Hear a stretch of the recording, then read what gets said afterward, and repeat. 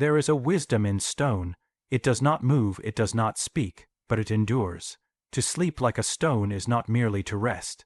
It is to return to a deeper stillness, to descend beneath the noise of the world, and lie at the bottom of the psyche, where truth has weight and silence has shape. Let us enter this descent with 5 truths carved from the bedrock of the unconscious. To close your eyes is not to disappear, it is to turn inward, toward the hidden chamber of the self. In the daylight hours, you wear your name, your role, your face. You respond to expectations, demands, to the shape the world has molded for you, but when you surrender to sleep, that structure dissolves. The persona, that carefully crafted mask, begins to blur at the edges, and something more ancient begins to stir. Sleep is not simply rest. It is a ritual descent, a quiet alchemy where the surface self is dissolved, and the deeper self is invited to rise. This deeper self is not concerned with performance. It is not measured by time or praised by the world. It is buried like a seed, holding truths that the conscious mind has long forgotten or repressed. In sleep, you return to the temple of this inner being, and it does not speak in words, but in images, symbols, sensations. Those haunting dreams that wake you breathless, or that curious scenes that linger for days. These are not accidents of the brain. They are expressions of the soul. To sleep like a stone is to trust this inner voice, to allow the self you cannot name to rise and breathe. In this space, the false falls away, and you are no longer father or daughter, worker or wanderer. You are simply you, raw and real, stripped of pretense. The deepest self is not new. It is the one who has always been watching, waiting behind the veil. And when you surrender to true rest, it does not vanish. It becomes visible, not to the eye, but to the inner sight. The danger of modern life is that we believe we are the mask we wear. But the deeper self cannot be seen in mirrors, nor captured in photos or titles. It is only revealed when the outer world fades. When you lie still, when you dream, when you fall like a stone into that dark river within, then you will feel it. It is not fragile, it is not confused, it knows what you forgot. It carries your true myth, your original voice.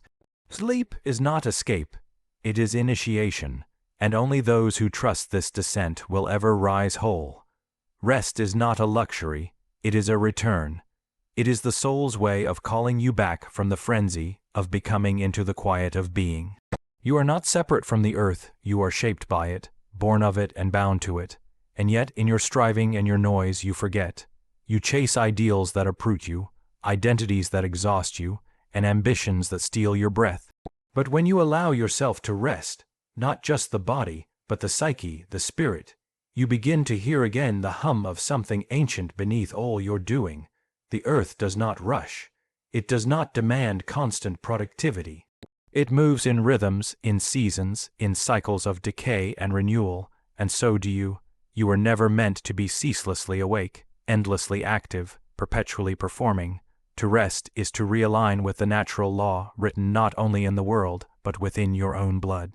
Your breath slows, your thoughts loosen.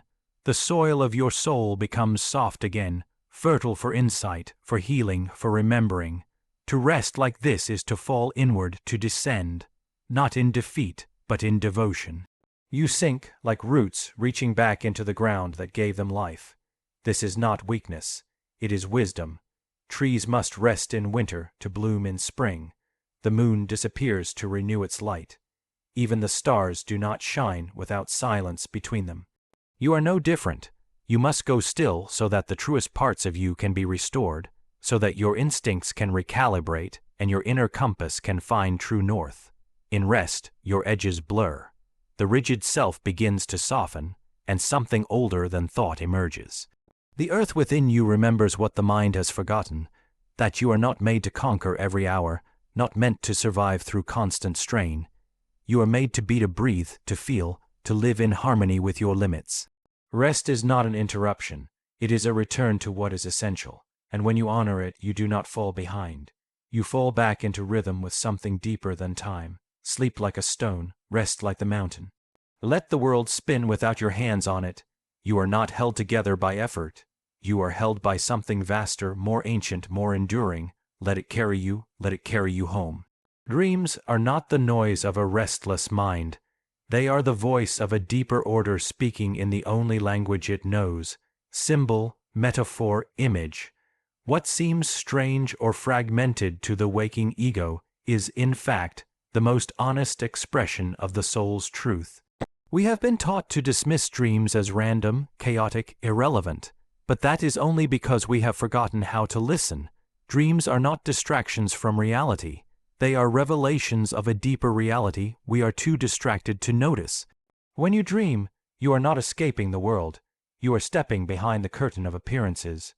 You are entering the psychic theater where your unconscious stages the forgotten, the suppressed, the sacred.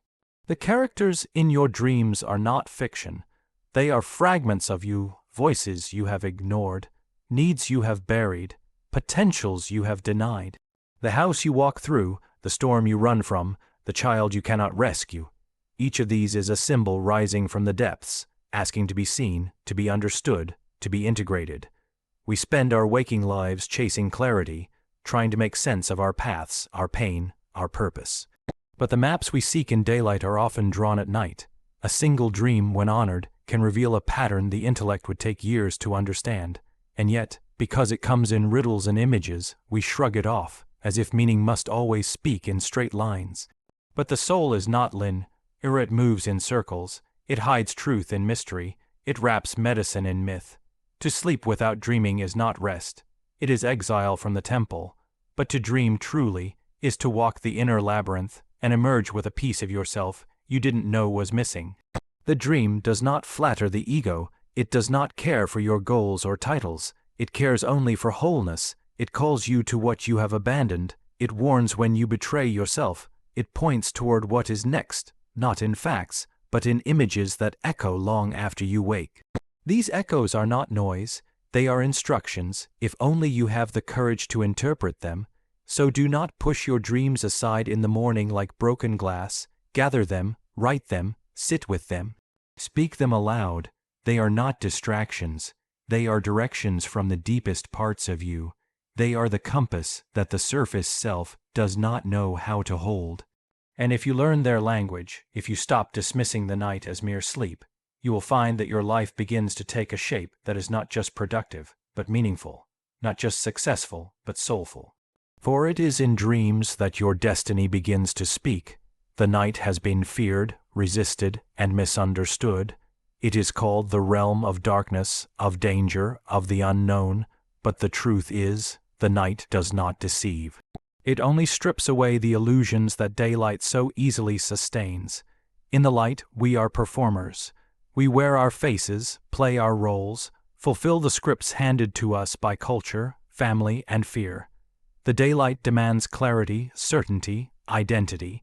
And so we become hard, bright surfaces, names, labels, professions, achievements. But when night falls and the world quiets, all that we thought we were begins to dissolve. In that sacred silence, something older stirs, something that does not care for appearances. The night makes visible what the day hides, the grief we avoid, the desires we repress, the fears we deny. It reveals us not as we pretend to be, but as we actually are. There, in the hush of darkness, without audience or applause, we meet the truth of our own being. We are not just who we are in the eyes of others. We are dreams we never spoke aloud. We are longings we locked away.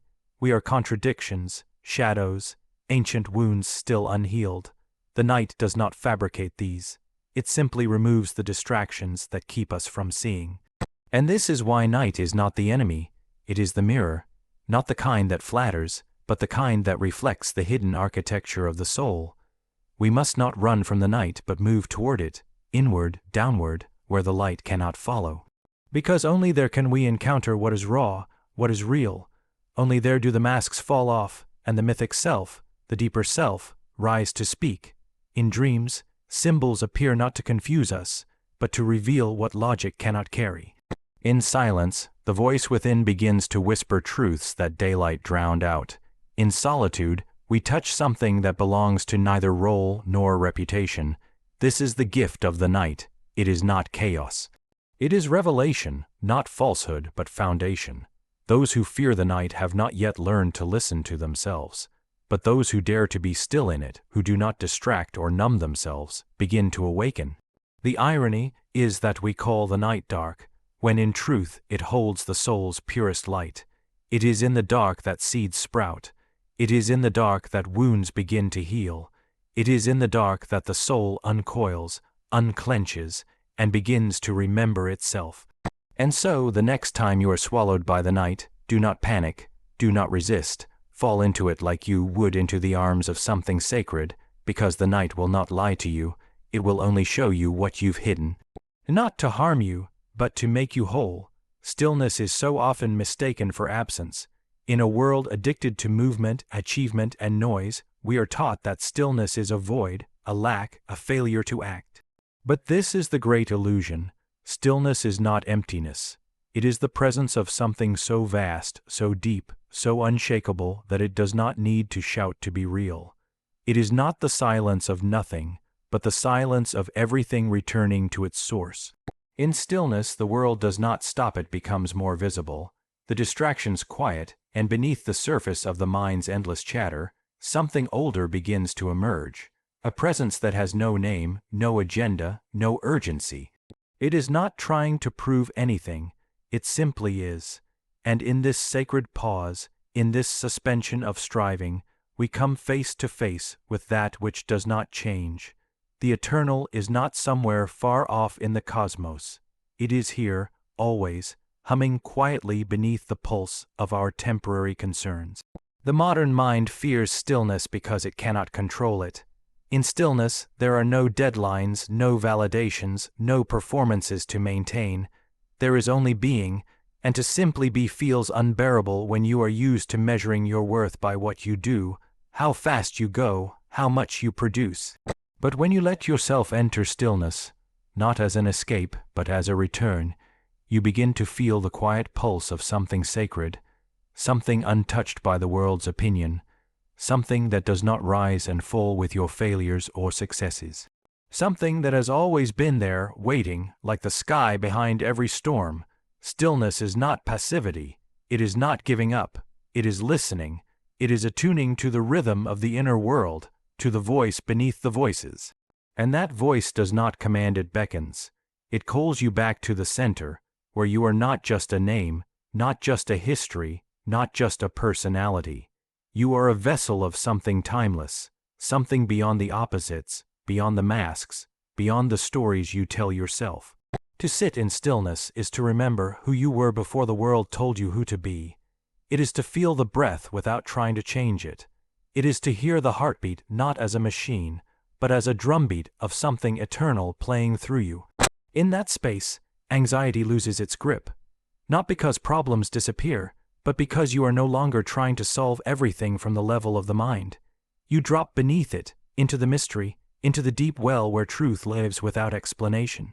The eternal is not loud, it does not argue, it waits. Stillness is how you meet it, not by effort but by yielding, not by grasping but by surrendering. When you stop running, stop speaking, stop forcing, and you let yourself simply exist, you do not vanish.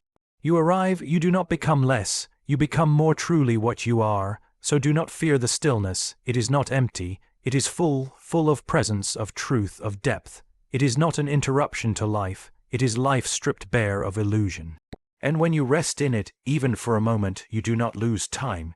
You step out of time, and in that timeless place you remember, you are not lost, you are held, not by the world, but by something beneath it, beyond it, and within it. That is not absence.